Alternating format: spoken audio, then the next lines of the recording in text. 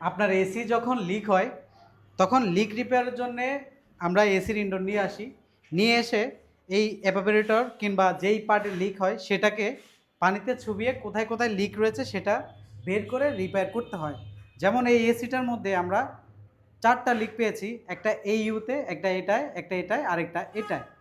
তো আমরা কাস্টমারের বাসায় রেখে শুধুমাত্র বুঝেছি এটাতে লিক, বাকিগুলো আমরা বুঝি নাই। যখন এখানে অনেক বেশি প্রেশার দেওয়া হয়েছে বাকি উইক পয়েন্টগুলো লিক হয়ে গেছে।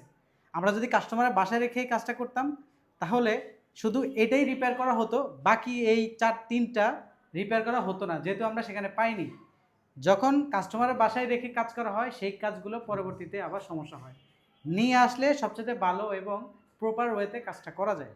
আর আরেকটা বিষয় যে প্রফেশনাল যে ওয়ার্লিং টর্চ রয়েছে সেটা দিয়ে আমরা রিপেয়ার করতে হয়। যেমন এই যে এখানে আমার আরেকটা ব্রিজিং করতে হবে, তো আমরা এটা দিয়ে যখন কাজ করি তখন যে ইউ ব্র্যান্ডের মধ্যে হচ্ছে আমরা হিট দিতে চাই, শুধুমাত্র সেটাতে হিট দিতে পারি, বাকি আর কোথাও হিট লাগে না।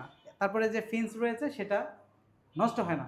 আর বেশিরভাগ টেকনিশিয়ানরাই আলাদা ওয়ান টাইম ব্লু টর্চ দিয়ে হচ্ছে এটা রিপেয়ার করে, যার কারণে আশেপাশে সব কিছু পুড়ে যায়, অন্যান্য ইউতেও ওভার হিট পড়ে, তার কারণে কয়েকদিন পর আবারও লিক হয়ে যায়।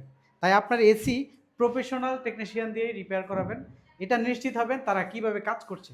তাদের কাজের দক্ষতা এবং কোয়ালিটির উপরে নির্ভর করে আপনার এসি কতদিন ভালো চলবে, পরবর্তীতে সমস্যা হবে কিনা।